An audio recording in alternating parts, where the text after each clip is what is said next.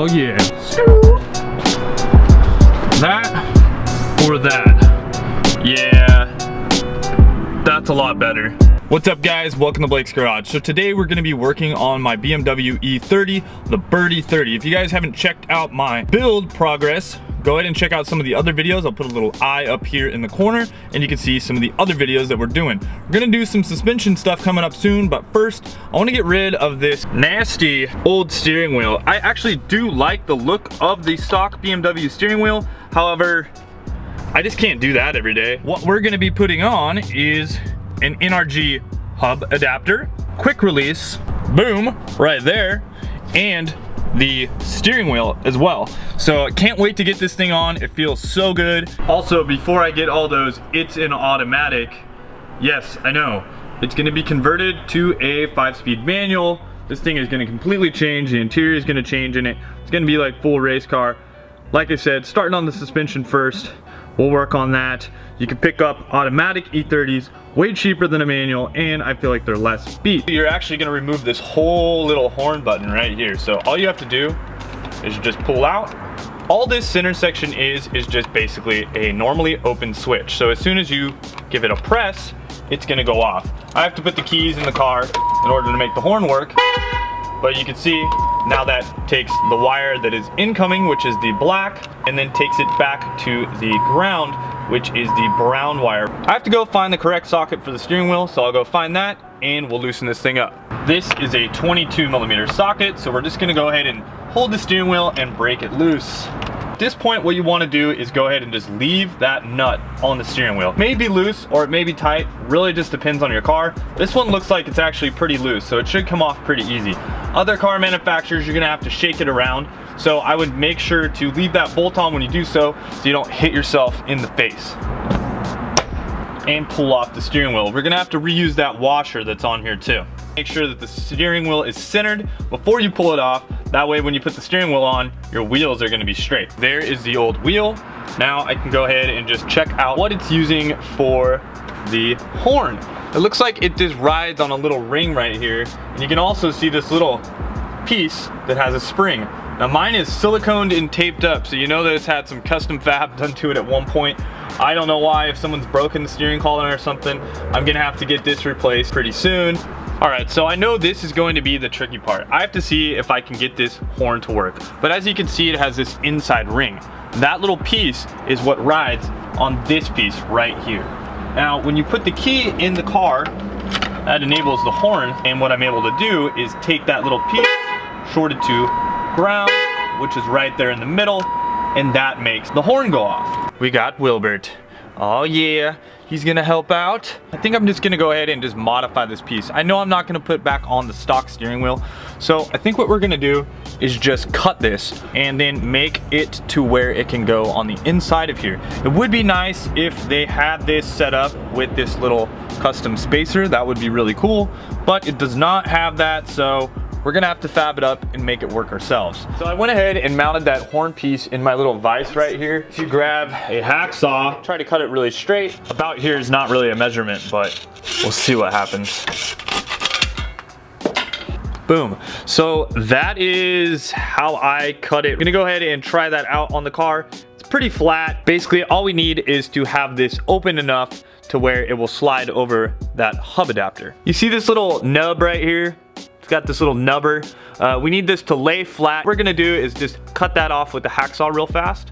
Also, you're gonna have to insulate this piece. This piece is going to pop through that hole right there.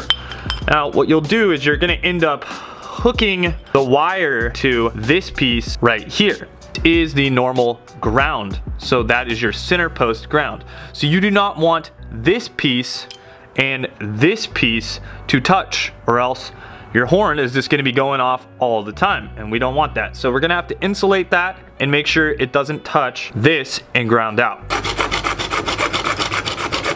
Cut it nice and flat. Boom, like that. That'll work right about there. All right guys, so what I noticed when I put this horn adapter on the car is that it was actually making the steering wheel kind of lock up. So I don't think it was laying flush enough. So what I'm gonna do is take this Dremel and kind of bore out the inside of this real quick. Once I do that, then it should lay more flush and shouldn't have any issues. Kind of cleaning up the inside right here. Wait, it's sitting really nice and flush. You just have the regular NRG, just a hub adapter, and you're just doing like just the steering wheel. All you're gonna have to do is connect it to the horn button. Now, I have the quick release, so if you guys don't have a quick release, then this doesn't really apply, but if you have a quick release, you can do this. So if you see the little factory piece right here, this is a little spade connector, and it's really nice because it's gonna actually go right over the top of this, like perfectly. I'm gonna have to squeeze it together so that it's a little bit tighter of a connection. It has this clear rubberized coating that's gonna make a great barrier between right here, so it's not gonna contact at all. So I'm gonna use that. Then I'm gonna have to switch this piece around, and no big deal because this is not polarity conscious. Take this wire right here, which is my yellow one, and I'm gonna connect it to the black. However, you can see that don't really work. And just open up this little guy right here. You gotta make that eyelet a little bit bigger because it's technically it's not the correct terminal, but hey, that's fine. It'll work. Let's just bore it out. Cool. Just a bit bigger. Get it?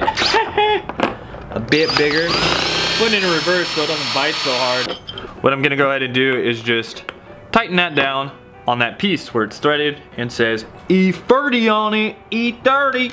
Take that connection, make sure we're not stripping that out or anything like that, but yep, good solid connection there. And we have to make sure that we position this correctly. So when we put the screws back in, you're gonna wanna see the NRG logo at the top right here match up with this NRG logo. So this may be a little bit interesting just for spacing the bolt back on to the steering wheel. So you don't have like a ton of space with the wires right here is kind of what I'm saying. Go ahead and press this on right here. Press it onto the back. Like I said, the fit on it is like really good. It's really tight, so that's perfect. Take this connector. I'm gonna just use some pliers and just squeeze it down. We have a really nice tight connection. It's gonna slide right onto this piece, but we have to make it go through the middle of the hub. Make sure that that is not gonna contact any metals. There we go. That'll work out just fine. So look who decided to show up outside. It's Wilbert. He's in the Berty 30. It's named after him if you haven't figured that out. So now I'm gonna go ahead and just put the hub assembly back on. What we're gonna check for real quick before we get any of this stuff bolted any further is we wanna make sure that the horn is not gonna be blaring and that we don't have a short between this connection. So what you can do is go ahead and put the key on. If you don't hear a horn right now, that's a really good sign. However, we wanna make sure we have good contact. You can put the steering wheel on if you want, but a quick way, these little 2 adapters, boom. We know the horn is working because we're just shorting that out right there. Grab the washer, the bolt. Again, you know, it's recommended to replace this as it is a one-time use bolt, but I don't have another one. I'm not too worried about it coming off either. It does have a poly lock on it. And then we'll tighten this down to factory spec. You can look that up in your Haynes or Bentley manual.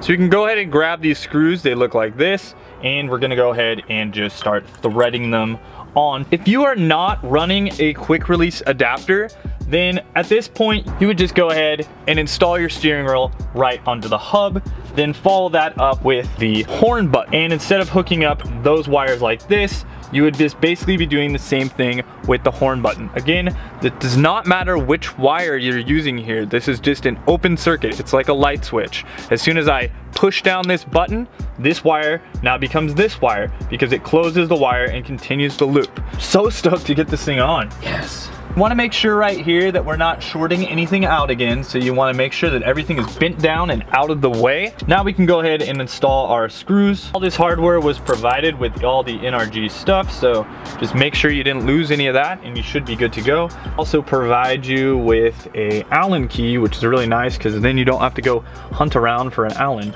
So we're gonna go ahead and just tighten these down, do it in a crisscross pattern. I'm just gonna make sure that these have a good amount of torque on them, that they're not gonna back out. doing this in a crisscross pattern. This is the other side of the quick release. So you can see right here, it's just basically going to go onto the car in one direction, right? So we want to make sure that the steering wheel is facing straight, which it looks like we're good there, so that's good to go. You're gonna notice two wires in here. We have a yellow and a black. Again, these are just gonna go to the horn button. So we have to put this on. We'll just go ahead and click it onto the car because I feel like it's gonna be easy to do like that. So now we're gonna take the steering wheel. We wanna have the horn button on top, right? We don't wanna have the horn button below. So we just gotta go ahead and just feed those wires through here. The black one on this side is gonna go to the black because that's the connector that it fits into, and the yellow is gonna go to the yellow. Now this, again, is not polarity conscious. It doesn't matter. Boom, you press it down, now you are making a short. We're one step further. Every time I get a step further, I like to check the horn. Looks like it's still working. I'm gonna go ahead and just put the wires in there, make sure that they're, you know, up and out of the way. And we can start threading in the screws. They do make different colored hardware if you want to pick up some different color hardware. I thought that's kind of cool. You know, you can get different colors like blue, purple, gold. I think they got green, a bunch of other colors. Torquing this down in a crisscross pattern and making sure that they're all tight so that they don't back out on us. Alright guys, so I'm super stoked to get this steering wheel installed on the car. Now, I did run into one snag when I did the installation. When I put on the little horn area, right, when I tried to make the horn work, it was making some contact in between the column and here. So I was only getting about half of a lock. So what I had to end up doing was taking the two little screws out. I took the screws out and now it's not binding up. It was binding up with a little section in here. So you want to make sure before you drive your car that nothing is binding up. I just have it sitting in there. It's a nice tight flush fit because I Dremelled it out, and I don't think I'm gonna have any issues with it down the line. If I do, I'll go ahead and epoxy it in, and that will be another solution for me. But overall, I'm really happy with the installation. It's awesome, feels really good. Stoked to drive around with this thing. Wilbert is too. He's here, the official Berty 30 mascot. And yeah, I hope you guys like the installation video. Go ahead and like, share, and subscribe. And I hope this helped you guys out. Later guys, wrench on.